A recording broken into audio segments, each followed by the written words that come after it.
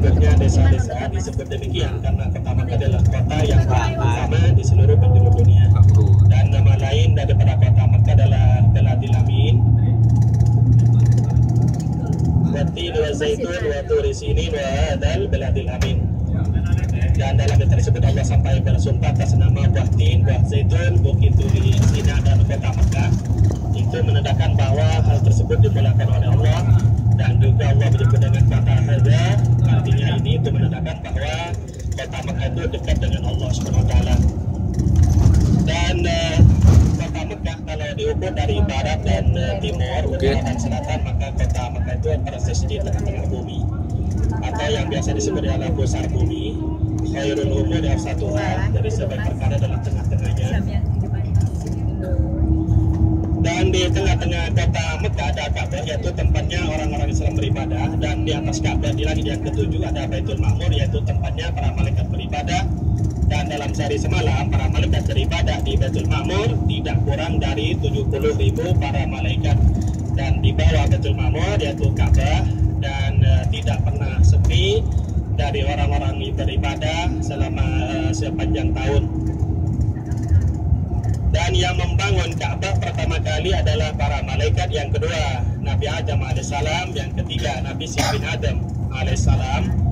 Setelah itu Ka'bah tidak dibangun sampai datangnya banjirnya Nabi Nuh alaihissalam, maka Ka'bah diangkat lagi oleh Allah ke langit, sedangkan Hajar Aswadnya dilebihkan ke Jabal Abi Qubais, yaitu gunung yang ada di samping Masjidil Haram. Maka dari itu Jabal Abi Qubais dinamakan Jabal Al-Amin, yaitu gunung yang jujur. Dan setelah itu Ka'bah dibangun lagi oleh Nabi Ibrahim alaihissalam, dibantu putranya Nabi Ismail alaihissalam.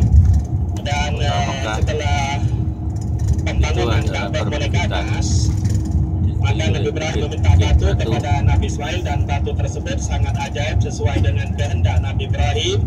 Apabila Nabi Ibrahim mau ke atas, batunya ikut ke atas, dan apabila Nabi Ibrahim mau turun, batunya turun sendiri. Dan batu tersebut dinamakan Maqam Ibrahim, yaitu tempat berdirinya Nabi Ibrahim.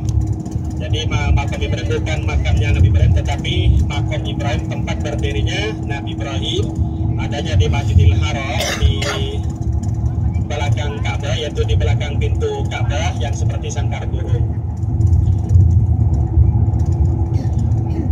Kemudian Ka'bah dibangun lagi oleh kaum Quraisy, tepatnya 5 tahun sebelum Rasulullah SAW diutus menjadi Nabi dan Rasul.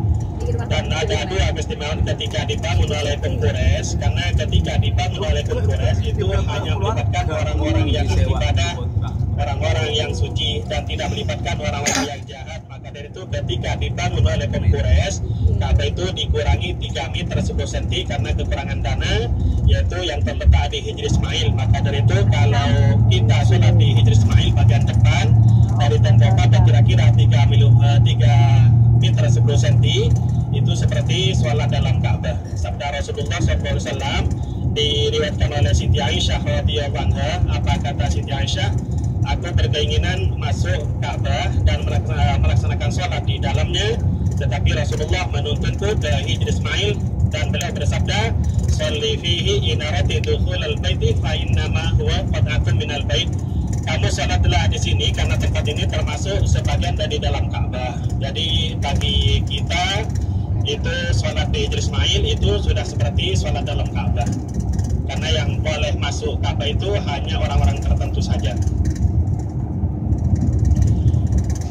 Itulah letak keistimewaan yang pertama. Yang kedua, karena Rasulullah ikut membangun Ka'bah bersama-sama dengan kaum Quraisy, dan setelah pembangunan Ka'bah selesai tinggal meletakkan Hajar Aswad, maka terjadi perselisihan di antara marga kaum Quraisy, hampir saja menjadi pertengkaran dan permusuhan. Tetapi Abu Umayyah Al-Makhzumi sebagai sesepuh kaum Quraisy, dia tampil dan mengatakan bahwa yang berhak meletakkan Hajar Aswad yaitu orang yang pertama kali masuk Masjidil Haram melalui pintu Syaibah. Maka dengan izin Allah, yang masuk pertama kali ke Masjidil Haram melalui pintu Syaibah adalah baginda Rasul SAW. Maka kaum Quraisy mengatakan kami ridho dengan Muhammad karena dia Al-Amin. Jadi pada saat itu Rasulullah sudah mendapat julukan yaitu Al-Amin. Kemudian Rasulullah mengapakkan kain, sedangkan di ujung kain itu dipegang oleh sesepuh kaum Quraisy.